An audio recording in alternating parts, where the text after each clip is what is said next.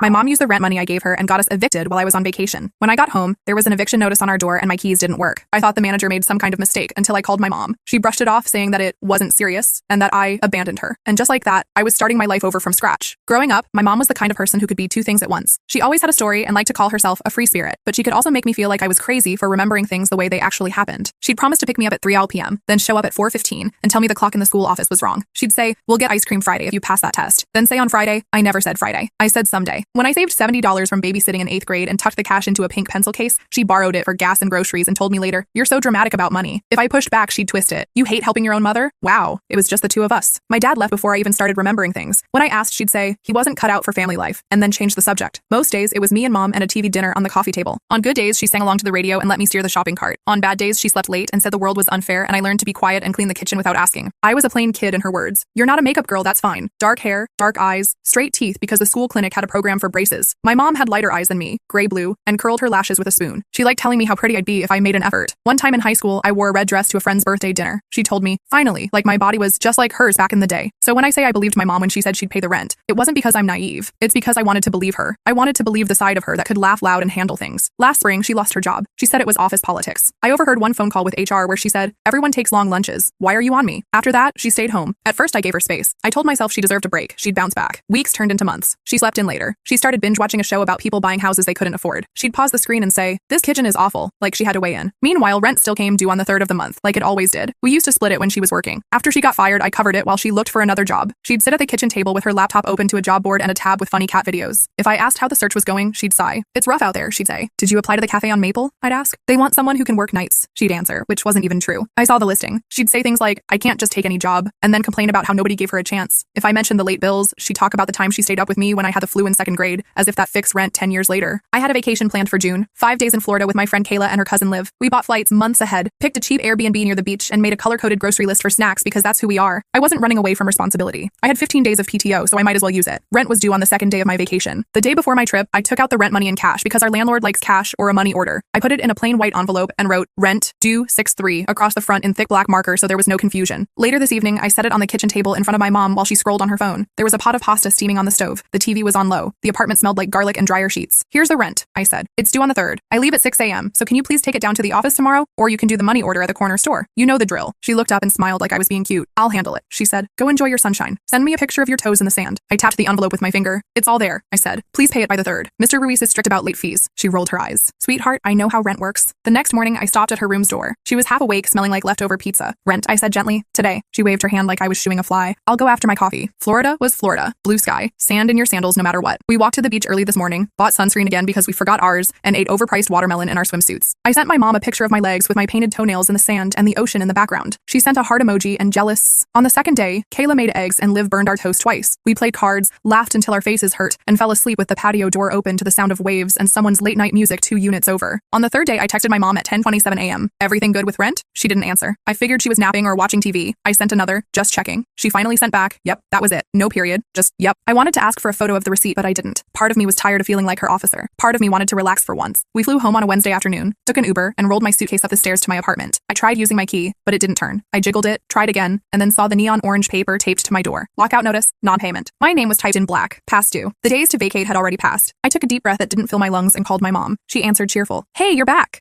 Why is there an eviction notice on our door?" I said. "Why doesn't my key work?" "Silence, and don't freak out. Did you pay the rent?" "Okay, first of all," she said, and I felt heat rise up my neck. "You don't need to take that tone with me. Did you pay the rent?" "I needed to use a little of it," she said. "I was going to fix it before you got back," she said. "But the office was closed and Mr. Ruiz is such a—" "Mom," I said, and my voice snapped, thin and sharp. "What did you spend the rent on?" "I don't have to explain myself to my child." "You literally do," I said. "I'm the one on the lease." She sighed hard into the phone. "You went on vacation," she said like an accusation. "You left me here with everything." I looked around at the 2 potted plants someone else had left to die and the old bike chained to the railing with a plastic bag over the seat. I felt this wave of something that was part anger, part grief. My entire body went cold from the inside. "Where are you?" I asked. "At Tina's," she said. "I didn't want to be there when you got all worked up. I knew you'd make a scene." "You mean when I found out we were evicted?" I said flat. "You're not listening to me," she said. "This is fixable." "It's not fixable," I said. "The lock has changed." I called Mr. Ruiz. He answered on the 3rd ring with a tired voice. "We posted the notice last week," he said. "We knocked 3 times. No answer. I called the number on file twice. No call back." "Did someone call this number?" I asked. "Yes," he said. "No voicemail set up." I looked at the screen. My voicemail was set up. My mom's phone was the one without a mailbox. I closed my eyes and breathed through my nose. "You can come tomorrow between 9 and 11 to get your belongings," he said. "After that, it goes into storage. There are fees."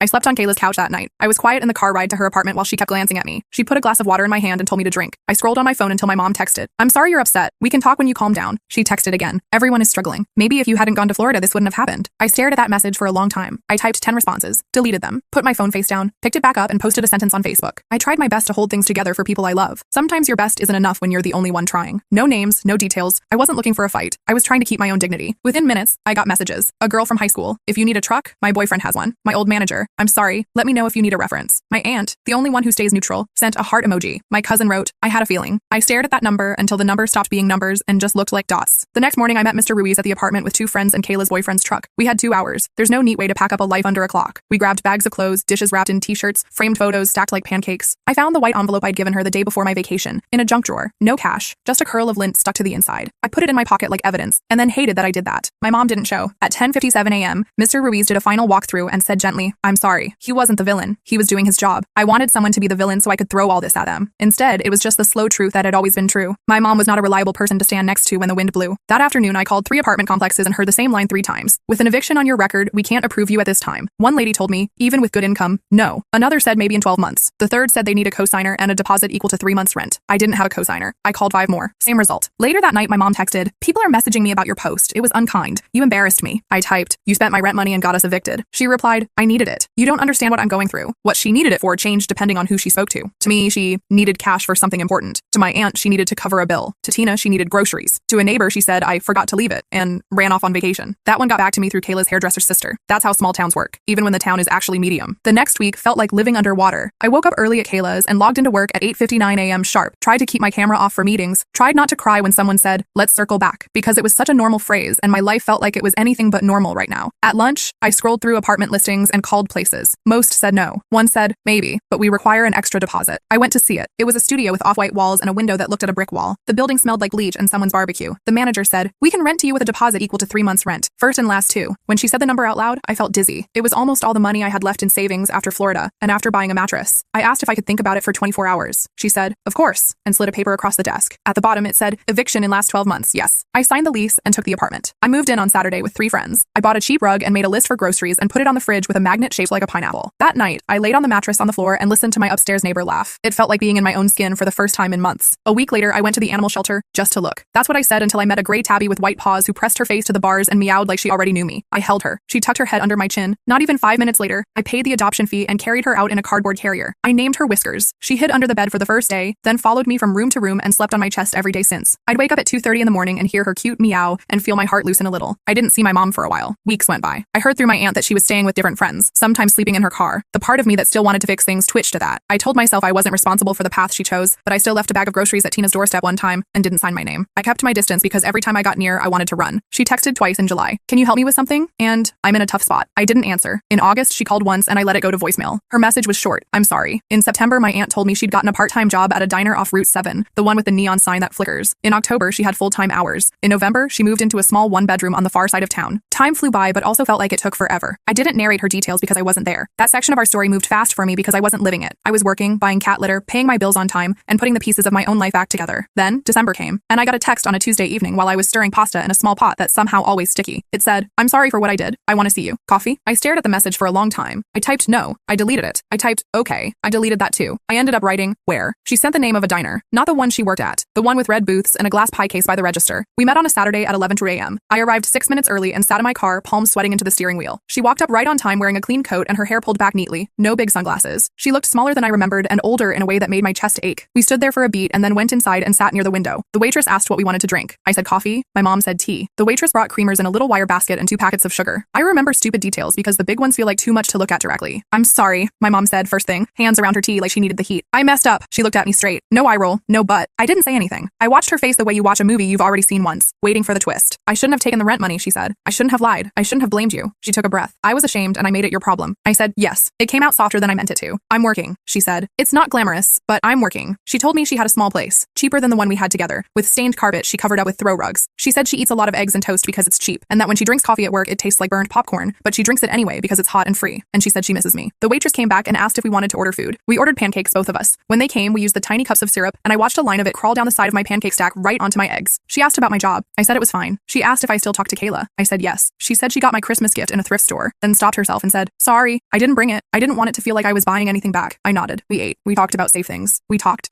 The sugar packets by the napkin holder had little jokes on them. She read one out loud. "Why did the banana go to the doctor? It wasn't peeling well. It wasn't funny." She laughed anyway and covered her mouth with her hand like she used to when she wanted the laugh to look smaller. Halfway through, after a quiet stretch where we both watched the window instead of each other, she said, "Do you think you'd ever let me live with you again?" and smiled like it was a joke. I didn't smile back. My whole body froze before my brain did. I saw the orange paper. I heard the thunk of a changed lock. I felt the weight of a box in my arms and the sound of a clock ticking during a 2-hour window where everything I owned had to cross a threshold or be held hostage by fees. I saw her last text that said, "You embarrassed me." She saw my face and rushed, hands up. "I'm kidding. I'm kidding. I wouldn't ask that." She laughed again too fast and shook her head. "I know that's not funny. I'm sorry." She swallowed. "I wouldn't do that to you. I just want to be part of your life if you'll let me." If this was a movie, maybe I'd stand and hug her, and the music would swell, and then we'd cut to us cooking dinner in my tiny kitchen and her putting treats in her pocket for Whiskers. But this isn't a movie. This is life. And life after trust breaks is a slow thing. "I'm not ready to decide anything big," I said. "I can do coffee. I can do lunch sometimes." I took a breath. "I can't do bills together. I can't do leases. Not now." She nodded like she expected that answer and maybe practiced it alone. "I understand," she said. "I earned that. There are parts of this story that I haven't told because they're small and boring, like how I cried on the bus once because a certain cologne smelled like the hallway of our old building, or how I keep my rent receipt in a drawer every month now and look at it twice like it'll disappear if I don't, or how Whiskers now waits at the door when I get home and does a little chirp that's half meow, and sometimes the sound makes my throat hurt from love. There are parts that would make this cleaner if I said them. Like if I said my mom is a villain and ruined my life, but she didn't. She's a person who did bad things and then tried to fix some of them. She's also the lady who held a wet washcloth on my forehead when I had a fever and slept on the couch while I coughed, so she'd be near if I needed water. Both things are true. That makes this harder, not easier. After the diner, we started texting. Not every day, not even every week. Some, "How are you?" and I saw a cat video that looked like Whiskers. In January, she sent me a photo of her small living room with a thrift store lamp and a plant that looked like it was trying its best. In February, she asked if we could go to the farmer's market. We did. She bought carrots with the top still on and said, "These always look like cartoon vegetables." I bought bread and ate a piece walking to the car and thought, this is what cautious feels like. Once she said, "I'm sorry again," like she needed to top off the apology so it wouldn't run out. I said, "I hear you." She didn't ask to move in again. She didn't ask for money. She didn't blame me for my Facebook post even though she'd said earlier I embarrassed her. She asked about my work schedule and remembered the answer the next time we talked. Those are small things. They matter. I didn't ask what she spent the rent on. I don't know if that makes me weak or wise. I just know the list of details I can live with and the list that would keep me up at night, and I chose sleep. Some nights when my apartment is quiet and the only sound is the hum of the fridge and the soft snore of a cat with a tiny nose, I go back to that day in my head, the orange notice, the key that wouldn't turn, my mom's voice saying, "Don't take that tone." I let myself feel the anger because it's clean, and then I let it pass because it burns too hot to hold on to. What's left is something like sadness for the version of me who kept handing envelopes to people who couldn't hold them tight. There isn't a big court scene in this story. There isn't a police officer writing something in a book. No neighbor filming a meltdown. I lost a home and found another and paid a bigger deposit than I should have had to, and got a cat and learned to make pasta that doesn't stick if you salt the water first. I kept my job. I bought a rug that flattened out after a week. I built a life that fits me. My mom is in her little place on the far side of town. She wears a black polo to work and puts her hair up and brings home sore feet. She told me once on the phone that sometimes when a customer is cruel, she thinks of me and tries to be gentle to the next person to make the world tiny bit better because she can. I didn't reward her with a parade for saying that. I just said, "That's good," and meant it. If you came to me and said, "So what happened?" I'd say, "My mom promised to pay rent with the money I gave her. She didn't. We were evicted while I was away. She blamed me." I posted a vague sentence to keep my backbone from bending in half. I moved out and it was hard and then okay. I got a cat. She hit a bottom I didn't see, got a job and said sorry. We met. She made a joke about moving in and I froze. She said she was kidding. We're trying in small ways. That's the cleanest version. The messier truth is I am still deciding if the person she is now can be trusted with the parts of me that break if they're dropped. She says she's changed. I want to believe her. I also know change isn't the same as trust. Change is what you do. Trust is what happens when someone watches you do it for a long time. Would you trust her again?